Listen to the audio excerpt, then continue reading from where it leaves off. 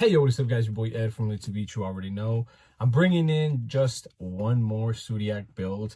I like this one a lot. I think this is one that's really fun.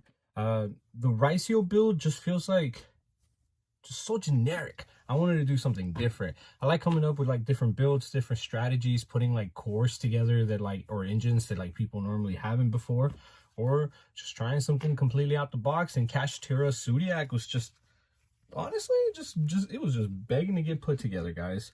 Like, you can just exceed on both, you can lock yourself on anything. Cashtiosis like locks you, but it doesn't even matter. Like, you're just gonna go full Stu combo after that if you normal summon or something. Like, it's crazy. We're gonna go over the build. I actually think it's a lot of fun. I'm bringing in more like an old school kind of like Kashtira build itself, where you just kind of have a bunch of like cash monsters on the field and you start getting rid of their stuff. That's kind of what I'm going for, but let's go ahead and check it out real quick. All right, guys, we're gonna start off with first the cash package. For the cash, I think it's more of like the deck. It's Kashtira mostly, and it's a small Zoodiac package. So I'm going to show you guys. We're maxing out with 3 Fenrirs, of course. You want to be able to get any of your cash monsters depending on what you need, and you need to get it ASAP.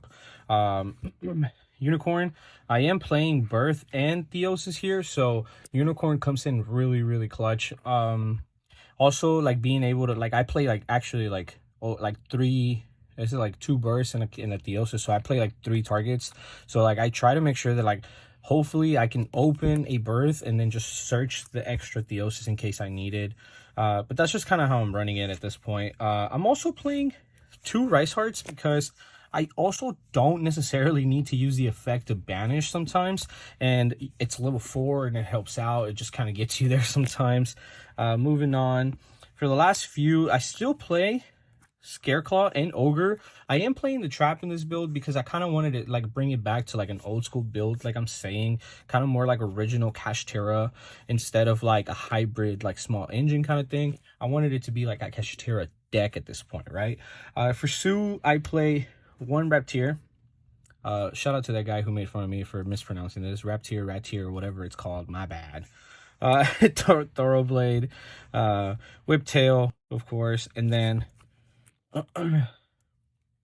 double ram. Like I said, it's this really small package. You don't always want to necessarily use your normal summon, so sometimes you want to be able to like just rely on your barrage itself to be able to get one of these guys out, but you still have them in case you need to. Like, if you open this up and like one of the other guys, like, this is still fine. Like, there's a lot that this deck does.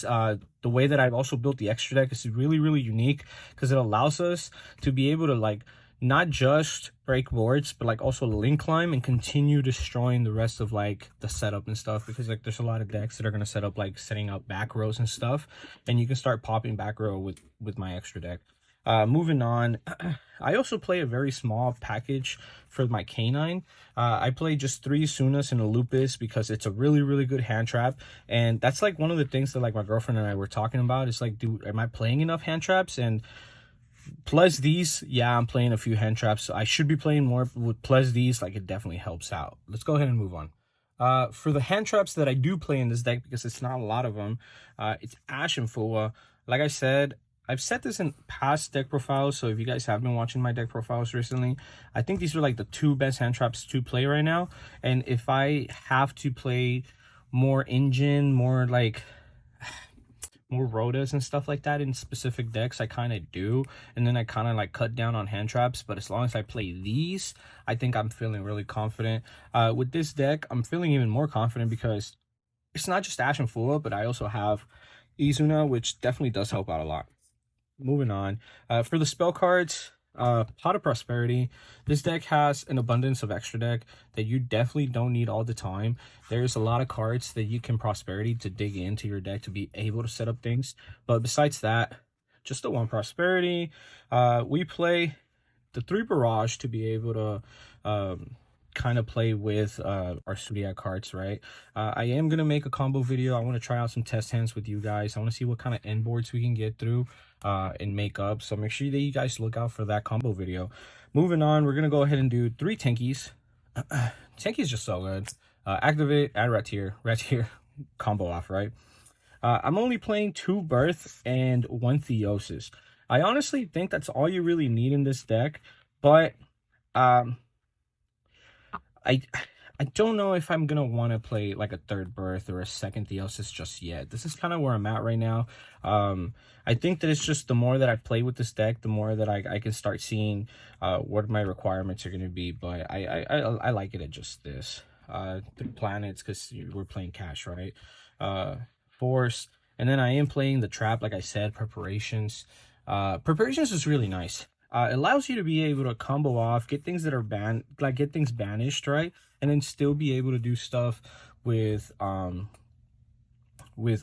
just like the minimal stuff that you have, even if you like end up banishing something, or if your opponent like crows or anything like that. The one card I've been considering playing is Shifter. I think that 1 Shifter in this deck could actually be really, really nice. I'm only playing 40 cards, so like if you choose to play like an extra 1 Shifter, like you don't, like, the thing is that Zoodiacs don't have to start like going to the grave or anything like that. You can literally normal summon Rat, and then if they ash, you start piling Sue monsters on top of that fucking Rat, like as much as you can, and then you make like 1 Trident that just has like 3-4 like pops, and then you just pew, pew, pew, pew. You just start swinging with it whatever you can. If no damage, whatever it is. If you need a Seuss, you could Seuss. Like this makes like a big Seuss, like with like I think like 4 attachments, if not more. So like there's plenty of things to do with this build. Let's go ahead and move on for the extra deck. Dryden's back. You already know we're gonna play the 1 Dryden, of course. Just other Sue monsters that I play: Hammer Kong, Barbo, Tiger Mortar, and Chakanine, of course. You got to play at least one of these, one of each of these in this deck. I have seen people play like with more pure Zodiac decks.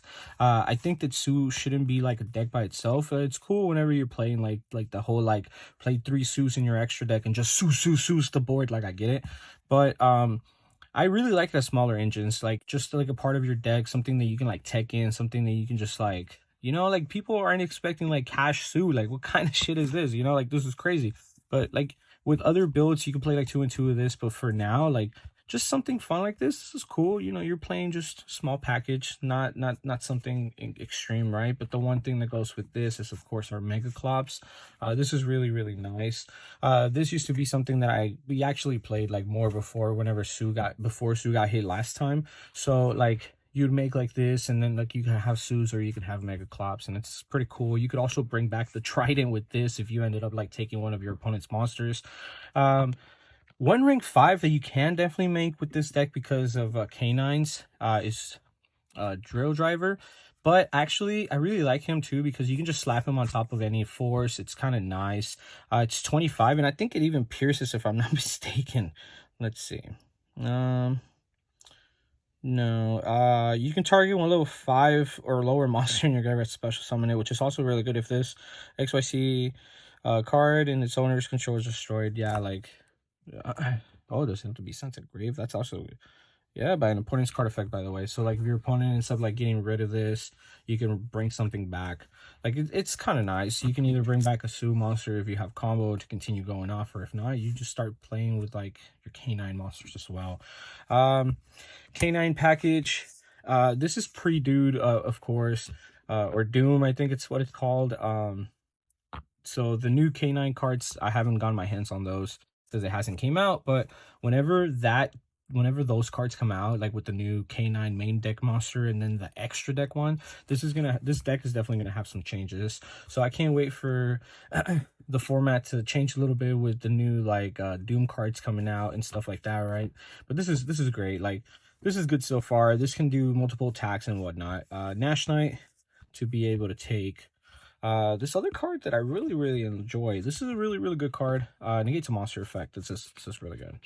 A lot of people don't expect this. You slap one of these, and some way, somehow, they still activate a monster on the field, and you just negate it. It's kind of good. Shangri-La, in case you just couldn't do anything else, and you just have to pass with Shangri-La. Like I said, Seuss. And then I'm playing 1 Axis Code. I really like Axis Code, especially in this deck, because you can end up comboing off with this stuff, right? Using the effect to bring the Dryden back. You bring your Dryden back. You pop with Dryden again, and then if you really need to, you link away the Dryden and the Infinitrack. You make Access Code Talker, and then Access Code Talker. You at least gain 3k for the Infinitrack, but you get a pop with that as well.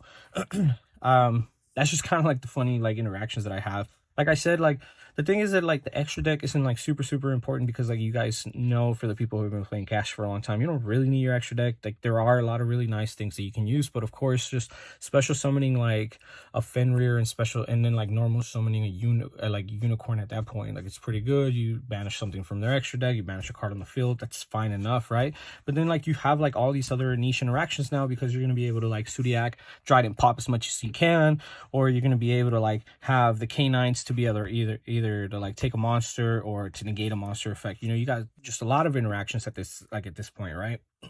But that's like my build.